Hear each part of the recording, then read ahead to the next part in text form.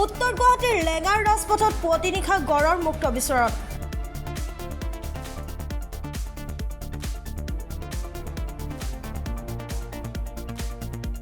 পুৱতি নিশা পাচলি গাড়ী লৈ যোৱা লোকে প্ৰত্যক্ষ কৰে এশিঙীয়া গড়টোক।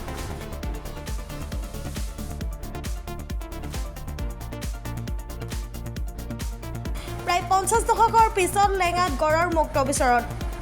উল্লেখ্য, আজি কিছুদিনৰ পৰা লেঙাৰ সমীপৱৰ্তী দৰং জিলাৰ কুৰুৱা অঞ্চলত বিচৰণ কৰি আছে দুটাকৈ গড়ে। ৰাতিপুৱা যেতিয়া আমি প্ৰায় 4:15-20 মানত মৰ্ণিং ৱাকত আহিছোঁতো, মৰ্ণিং ৱাকত আহোঁতে মোৰ লগত ধীৰেন বৰা ল'ৰাজন আছে। আমি আহিছোঁ যে অকণমান আন্ধাৰত পথাৰৰ ফালৰ পৰা আহি আছে। আমি ভাবিছোঁ বনৰীয়া মহ আহিছে নেকি। বনৰীয়া মহটো থাকেই আমাৰ, আমি মাজে মাজে লগেই পাই থাকোঁ সদায়, কিন্তু গড় পোৱা নাছিলোঁ, সেইকাৰণে গড় বুলি ভবা নাই। যেতিয়া ওচৰত আহিল অলপ আন্ধাৰ হৈ আছে, যেতিয়া চিনি পোৱা হ'ল, আহি দেখিলোঁ যে গড়। গড় যেতিয়া হয় আমি ভাবিলোঁ কি কৰিম কি নকৰিম।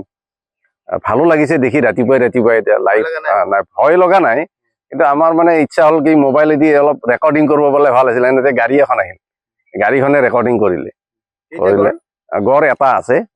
গড়টো আহি মথাউৰিৰে কিছু দূৰ মথাউৰি আহি তলত নামিল, এইফালে বস্তিত নামিল। বস্তিৰ পৰা আহি এইফালে পাৰ হৈ যোৱা আমি দেখিলোঁ। সদায় ওলাই না, আজি কেইদিনমান আগতে কুৰুৱাত ওলোৱা বুলি গম পাইছোঁ, কিন্তু আমি নিজে লগ পোৱা নাছিলোঁ। আজি লগ পালোঁ, আৰু তাত আছেই বোধে আৰু 2টা নে 3টা গড়। বন বিভাগক স্থানীয় ৰাইজে বাৰে বাৰে জনোৱাৰ পিছতো কুৰুৱা ৰেঞ্জৰ বন বিষয়াগৰাকীয়ে কোনো গুৰুত্ব প্ৰদান নকৰাৰ অভিযোগ ৰাইজৰ।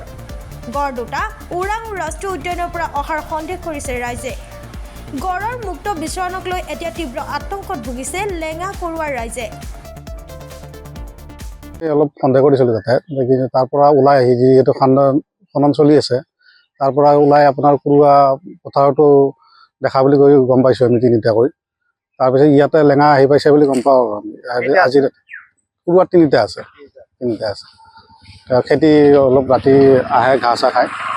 তাৰপিছত ৰাতিপুৱা আমি কোনো দেখা নাপায় এনেকুৱা, কিন্তু আজি আমাৰ ওচৰৰ দাদাহঁতে দেখা পাইছে আৰু গোটেই।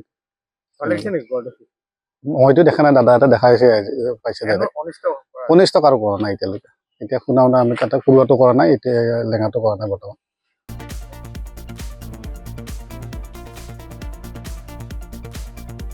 চাংখাৰীৰ পৰা খৰ্গেশ নাথৰ ৰিপৰ্ট, ৰাত টাইম।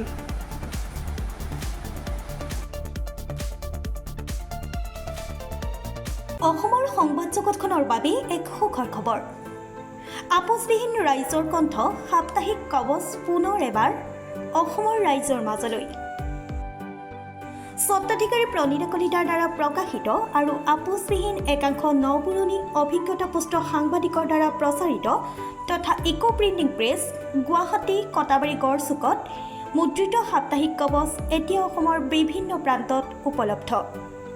আমাৰ ঠিকনা মুখ্য কাৰ্যালয় অসম ফৰেষ্ট স্কুল, হৰি মন্দিৰ পথ, গুৱাহাটী, আৰু উপ কাৰ্যালয় Kalita market, Bijoynagar, Kamrup, Assam. Mobile number হৈছে 9435114666, 7002472813। আমাৰ ইমেইল ID হৈছে kobos2025@gmail.com।